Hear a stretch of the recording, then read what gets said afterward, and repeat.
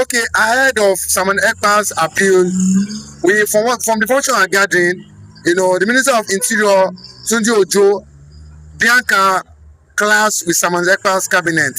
They said, as regards the presidential pardon that Alex Top is currently proposing, because it's reported that the judge, didn't get enough facts before he passed that judgment. And Tunji Ojo is so upset, Bianca is so upset as regards this presidential pardon coming to fruition. What's your take as regards Ekpa cabinet and Bianca Ojo and Tunji Ojo and Bianca clashing over Simon Ekpa's imminent freedom?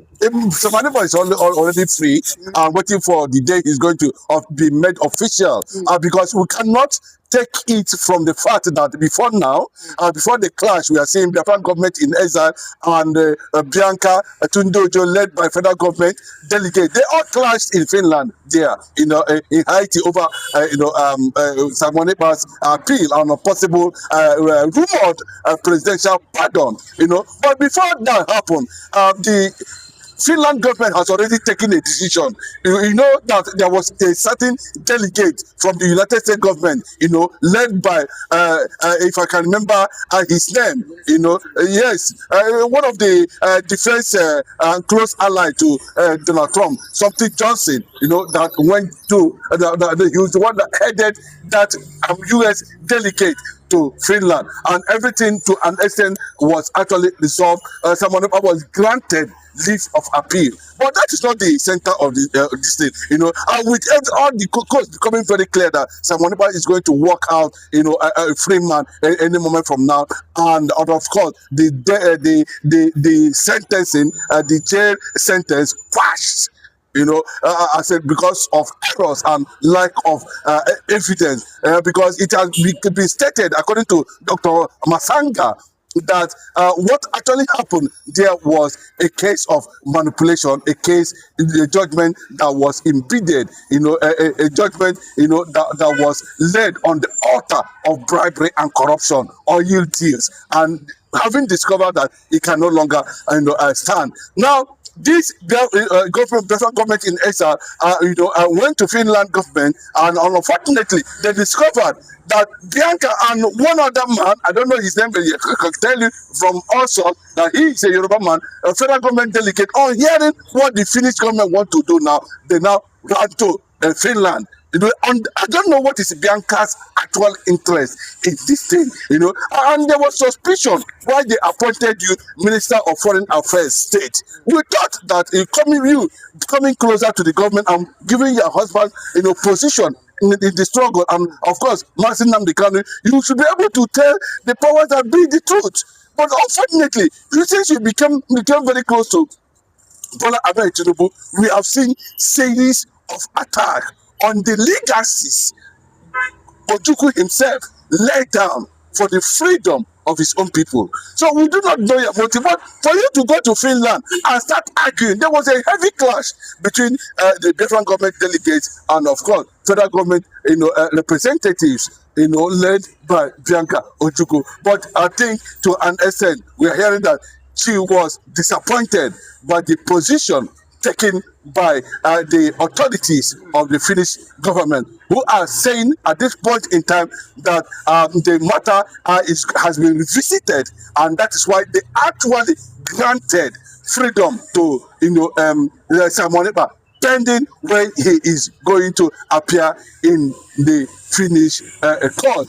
And they're also trying to tell the Nigerian delegates, that in as much as this has become a public, has come to public notice, they can take their whatever contract that was offered to Finland and declare that the Finnish ambassador to Nigeria, Senna, should be arrested and be sent to International Criminal Court for questioning. That throws a heavy panic in Asorock. Now everybody's panic, and this will happen under Bola Ahmed Tinubu's administration. There's heavy panic there in because the United States government are already on top of the matter. I'm telling you, I can tell you a lot of them, Mike Arnold, Ted Cruz, Dr. Masanga, international community, delegates from United Nations agencies, human rights activists from all over the world, advocacy for emerging nations, groups in Africa are all involved in Simon Ekpa's matter now. And that is why, the panic, the investigation is going on. The ambassador to Finnish ambassador to Nigeria is under, is placed under serious surveillance now, and for questions that she will definitely answer for misrepresenting what Finnish government actually stood up. Yes, Alexander Stubb is also having problem in that regard because he cannot claim to be innocent from what is actually going on. But he's trying to put himself out there to be a free man by standing on international existing law that empowers him to grant, amnesty, freedom, pardon, and not possibly quash and stop further prosecution of, with compensation being put there. But we are hearing very closely that there is plan to pay a compensation to Simon Ekpa, running into billions of dollars at the end of the day.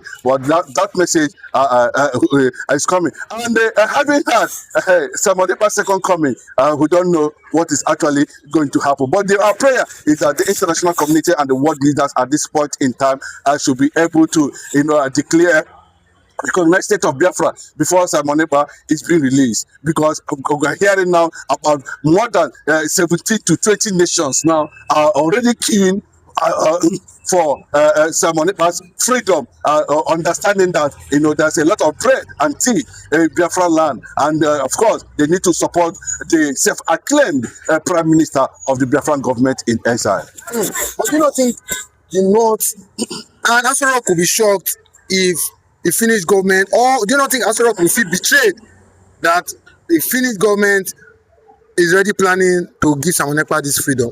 It took them by surprise, but that there are diplomatic and intelligent channels they can be tapping on to find out what is going on. And I can tell you now that Brutai is also trying to escape, to run away from Nigeria, because the long arm of the law is also going to be extended to him, because for propagating the wrong narrative, giving the reality on ground now. You can see Malami, all of them are running, you can see Malami running from one pole to another, saying that there's no rule of law. You can see all these people. These are the people who stood against the reality on ground. Now, this is the starting point. God is just showing them what is going to come any moment from now. So that the light of Malami, the light of Erufai, all of them that ganged up against the Kano Simon Ekpa at the end of the day, they are going to see 99. And I'm telling you, go and mark it, they will experience 99. After Nigeria, they are going to face international criminal courts. They are going to answer for the question, for the bribery and allegation. Yes, EFCC invaded Malami's house today, and we are questioning, how did you get all these billions and billions of properties here and there? But somebody who was just agitating that Fulani should stop killing his own people, then they now tagged him. Why is it that IPOB members are not terrorists, are not sinners? I did not IPOB in Finland. We have IPOB members in Finland. Why is the Finnish government not tagging IPOB members in Finland? They are Biafrans in Finland. They are terrorists. It tells you that Finland has questions to answer, but unfortunately, the man as president, as a top, is trying to excuse himself. Now, I do not know what people are talking about. No, the matter don't pass, Gary. I cannot stand against Donald Trump directive on Simon Ekpa. And that is the picture.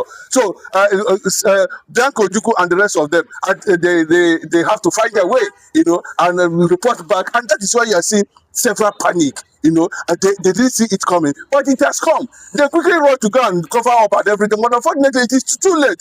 Before they even got there, like I said in my statement, on the starting of this video, there is already an American delegate sitting down in Finland. You cannot come there. That's what it means. And when they come there, you can see there was a clash. They were totally rejected. Now they are going to brief Bola Ahmed Tinubu. Brutai is not there again to shout for them. Brutai is already accused accusing Bola Ahmed Tinubu now, of that is the one that's sponsoring terrorism in Nigeria. You can see the confusion everywhere. And the whole thing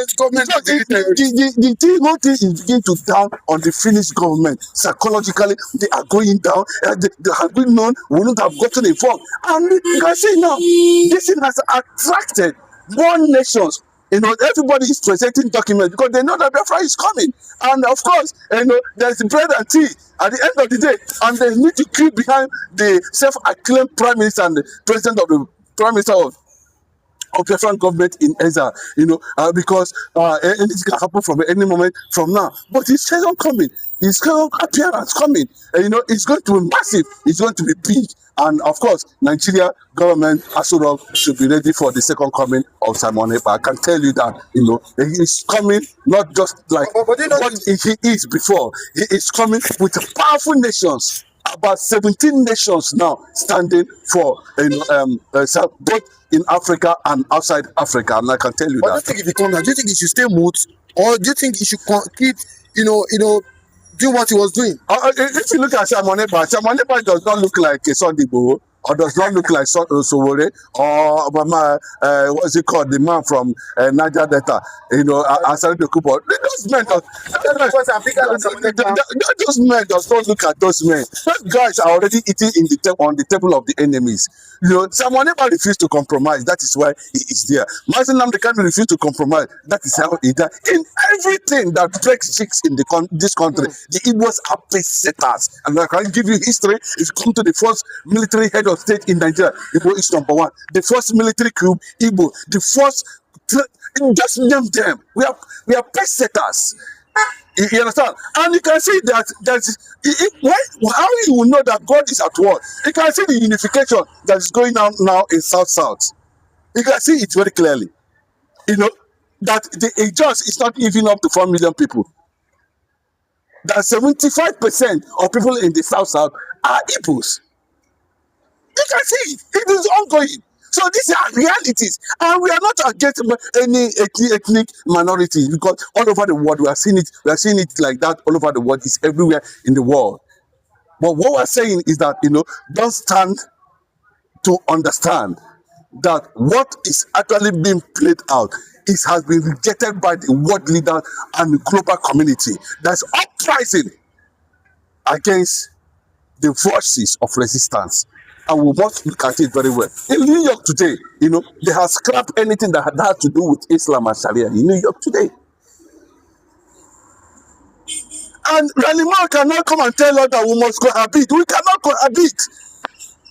Lebanon tried it. Today they are being attacked by Hezbollah. Why are you saying that we must cohabit with these people? What tells you Ranimal that? What does he want to achieve? That is a clear-cut agenda of Ruga. And you should be very careful of Nigerian mafians compromising him. And that is what Ted Cruz and Mike Arnold is telling him. You cannot put that kind of report. We cannot coexist with these people. Countries who have tried it in the past are paying the price. Why should you put out that kind of report? Because, that's the picture of the day about what we're saying at this point. Please, whatever you're going to do, if you try to do the needful, Israel that understand the pains of the black Jews in Africa knows what to do. Either by commission or by omission, these two powerful African kings, lords, fighters, freedom fighters, liberators, agitators, Mazi Nnamdi Kanu and Simon Ekpa, what they are coming up with at the end of the day. Will you forgive Bianca if Simon Ekpa is finally failed? Will you forgive Bianca? Okay, we already have them that those Biafrans who are in Nigerian government now will not have any role to play when Biafran government takes off. None of them who have participated, and the likes of those who have participated in whatever politician they are in Nigeria, does not have any space. Their children does not have any space. They can be Biafran members. They can share the same equality with everybody. But they are not, we don't want contamination. These people need to be purged. A lot of things are in their DNA. We don't need it to kickstart Biafra. I don't have any personal hatred for Bianca. You know, if Biafra comes, Bianca knows at the end of the day where his place is already reserved for him. Thank you.